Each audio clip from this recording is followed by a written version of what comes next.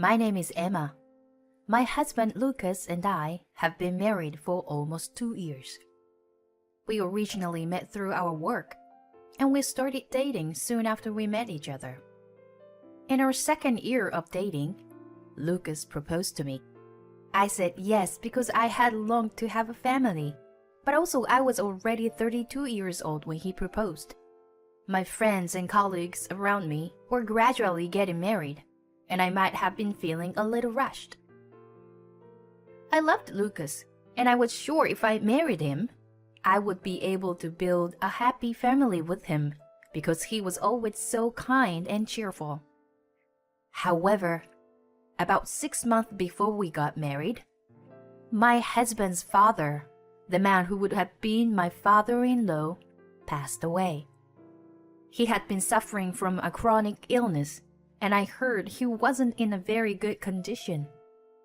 At that time, we had already started making plans for the wedding, and my husband and I were both surprised and upset. After discussing it with my husband and his family, we decided to go ahead with the wedding as planned. But I guess the shock of losing a family member was still too much for them. Lucas was busy with his work, but he kept coming back to his parents-in-law's house because my mother-in-law was very exhausted after her husband's death. Lucas was worried about her too. I had seen her a few times, but after losing her husband, she couldn't even eat. So my husband visited his parents' house every day to take care of her. I was also worried about my mother-in-law, so I sometimes went with my husband, but my mother-in-law was in a rough condition to talk to me.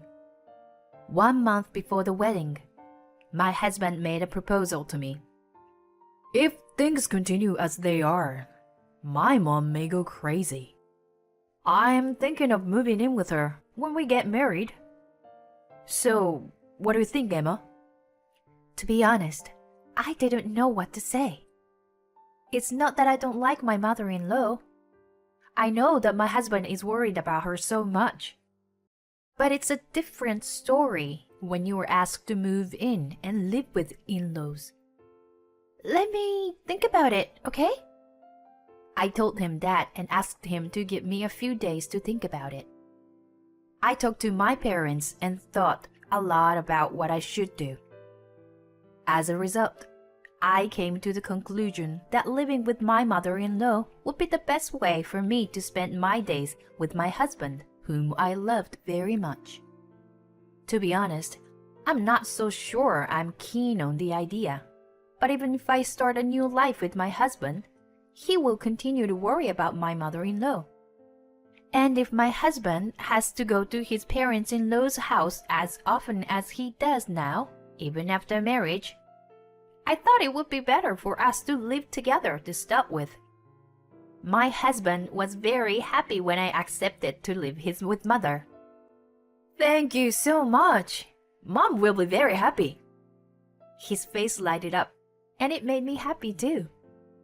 In fact, when I went to my parents-in-law's house before the wedding, my mother-in-law said to me, I am sorry, Emma. You have to live with me all of a sudden. But thank you. I'm glad you are going to be my son's wife. That's what she said to me. I knew that my mother-in-law was a sweet person. And because she raised my husband, I thought Lucas was, of course, a wonderful person. So I wasn't too worried at this time. I didn't know that my life with my mother-in-law was about to start like that. A few days after we went to my parents-in-law's house to say hello, we had a successful wedding ceremony. With the blessings of many people, we became husband and wife. The next day, we started preparing to move to my in-laws' house in earnest. I was also working, so I was busy every day. But after we moved in, my mother-in-law became cheerful day by day. She always prepared meals for us on weekdays because she knew we were both working. She also does the shopping for us on a regular basis. Mom gets so much better now. I guess it's hard to be depressed when you have someone to live with. My husband seemed very happy to say that. Seeing such a happy husband, I couldn't help but began to smile. One day, after about 2 years of such a smooth, cohabiting and newlywed life, it was a sudden event. I happened to take a weekday off to use my paid vacation. I usually leave the housework to my mother-in-law, so I decided to do it all by myself that day. As I was preparing for lunch, she spoke to me from behind. "Oh, thank you, Emma. I'll help you with something too." "It's okay. I always leave it to you. Please, let me handle it today." "Oh, really? I'll be happy to then." While chatting with my mother-in-law, who was as friendly as ever, I prepared lunch. And when it was ready, I put it on the table and we sat down to eat. Then, my mother-in-law opened her mouth. "Listen, Emma, this may not be the best time to ask, but I wonder if you can have a baby yet." "Excuse me?" She suddenly asked me a question I never thought I'd be asked. The side dish I was holding on slipped out from between the fork. Seeing me like this, she continued. "Well, you've already been married for a year, and you still can't even have your first child?" That's what she said, and I was at a loss. "It's not that we don't want children, but I didn't happen to be pregnant yet." "Well, Mother, they say that children are a gift, and I'm letting my timing and Lucas's timing take care of itself." When I replied with a smile, my mother-in-law's face instantly turned grim. "Timing? What are you talking about? You have to have children while you are young. Do you understand? You don't want to give birth to your child when you are older, do you?" Saying that, she put down her fork and stared at me. "It's not right that you can't conceive a single child after being married for a year and a half," she told me firmly. Maybe my mother-in-law does have a point. I've always had irregular cycles, and I never really paid much attention to it. My mother-in-law told me that maybe there was something wrong with me, and that's when I started to think about it. As a result, Lucas and I decided to go for a fertility test together during his next day off. I was very anxious inside during the test. It turned out that my body had a constitution that made it difficult for me to conceive a child. I was not sure what to do. But after consulting with Lucas, we decided to share this to my mother-in-law. "May I have a word with you?" After dinner, we decided to tell her the truth. "What do you want to talk about? What's wrong?"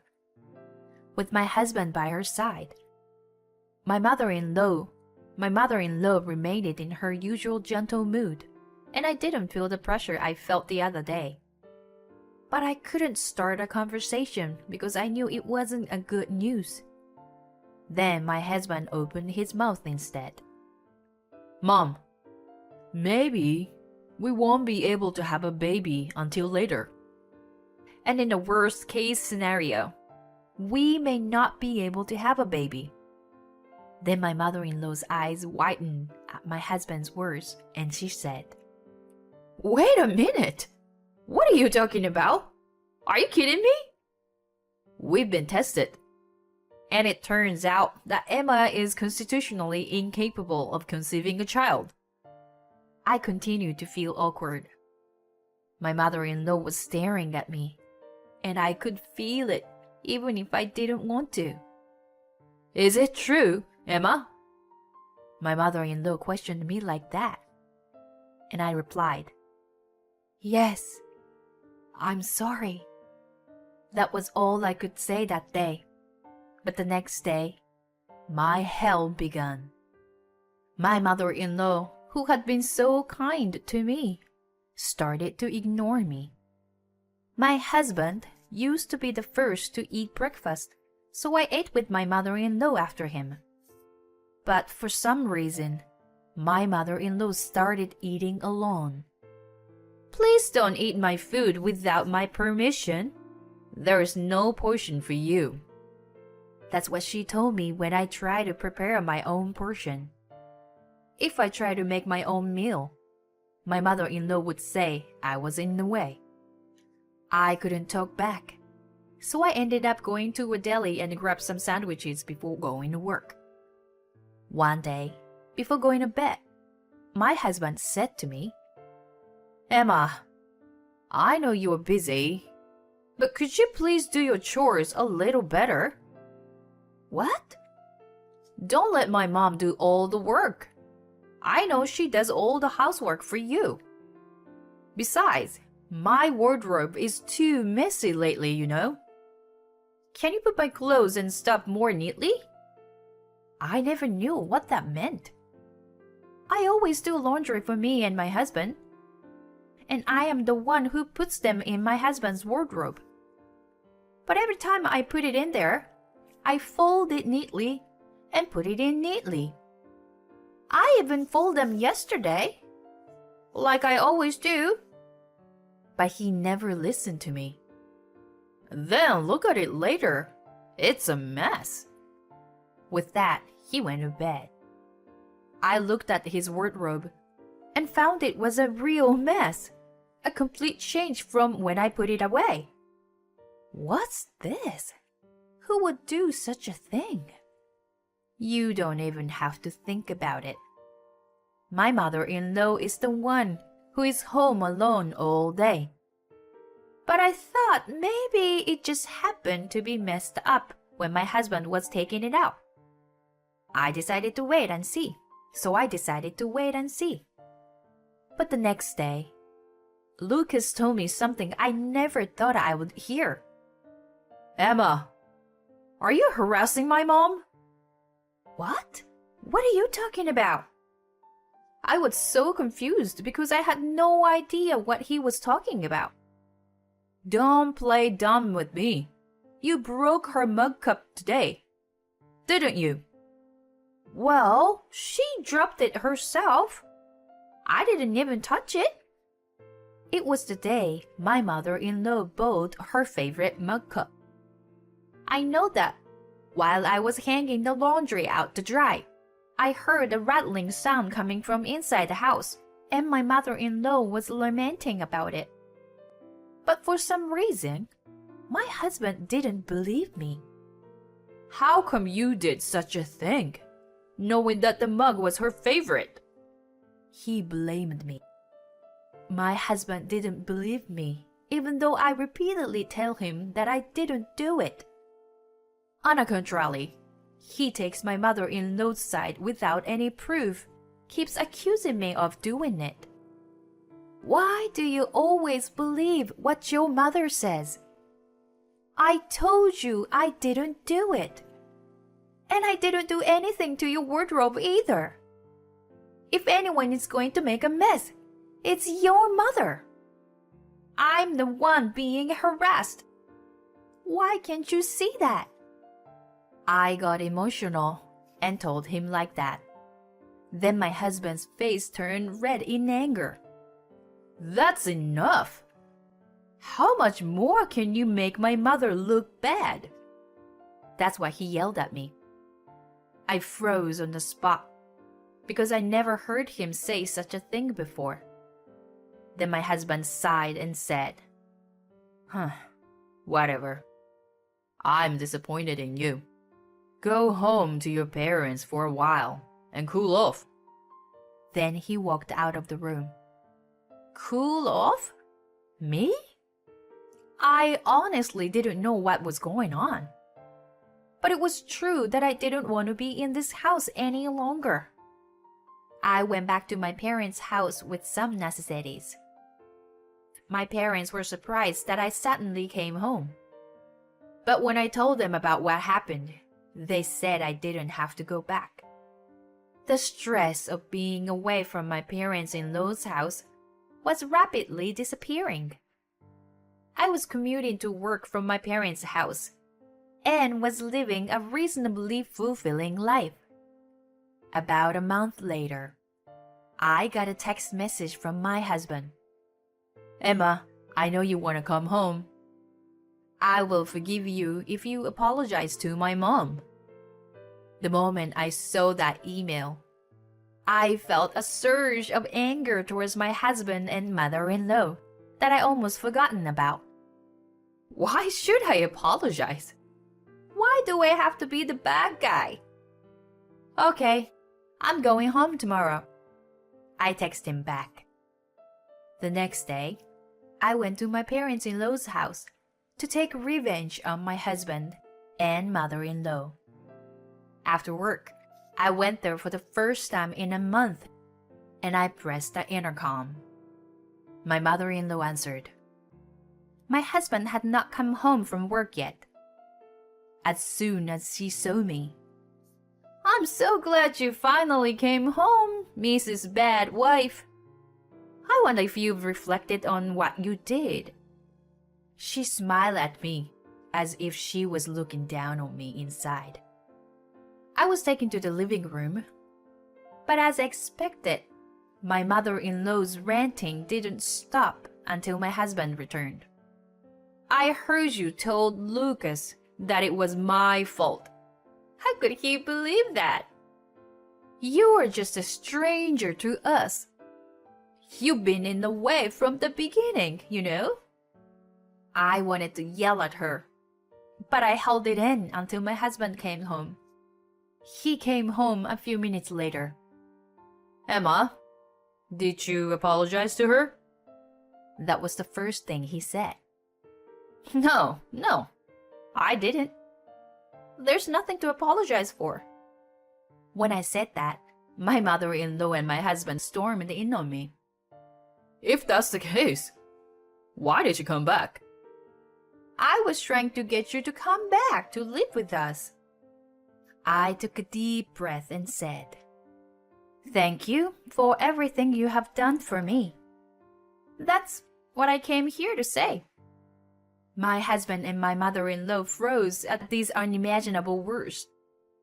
And then I took the divorce papers out of my bag and held them out to my husband. "I've had enough of playing family with you two. Let's go back to being strangers." When I said that, Lucas got angry with his face deep red. "Of course, then. Let's do that right now." Then he got desperate, signed the divorce papers, and pushed them on me. "That's enough.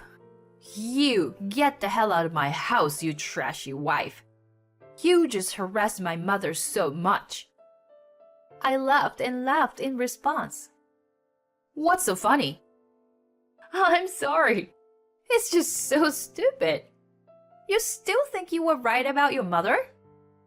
Lucas was upset when I said that and said, "What? Of course, she's right." And then I showed him a video. The screen was blacked out, but it was a recording of my mother-in-law's outburst at me. "What the?" My mother-in-law's face turned pale as she listened to it. "Hey, what the hell is this?" he asked to his mother, but I answered instead. "I have heard a lot of abusive words from your mother. So I've been making a video whenever I am alone with her, ever since I had the idea." "Then, why didn't you show it to me earlier? And then this wouldn't have happened." I was so disappointed in Lucas, who again blamed me for his own mistake. How funny! If I hadn't shown it to you, you wouldn't even have believed me, right? We're husband and wife, and you didn't intervene or try to solve the problem. You only took your mother's side. When I said this to him, he fell silent and turned his head down. By the way, I didn't do the wardrobe thing either. If you think I'm lying, go to the police and ask for fingerprints or whatever they do. I'm sure your mother's fingerprints are all over the place. When I said that, he huffed and said, "Mom, please say she is lying." He confirmed it to her with a pale face. As expected, my mother-in-law was intimidated by the word police. She didn't deny what she has done so far. "So, I'm going to say goodbye now. Bye." As I was about to leave, my husband came up behind me and said, "Wait, Emma, I'm sorry. Please, please forgive me." He began to string together lines that I've only seen in a comic book. But my feelings have not changed. Be good to your favorite mother. With that, I left my parents-in-law's house. After that, my husband contacted me a lot for a while, but I ignored him completely. I even hired a lawyer. I sued my ex-husband and my mother-in-law for alimony, claiming emotional distress, but it wouldn't make any difference. I was able to get them to pay me a reasonable amount of money. I don't know what my ex-husband and mother-in-law are doing now, and I am not interested in that. I now rent an apartment near my parents' house, and I am living a much more fulfilling life than before. I realized that marriage is not something to be rushed into, and that you should get married only after you know your partner's family properly. From now on, I would like to make the most of my reflection and try to be a better judge of people.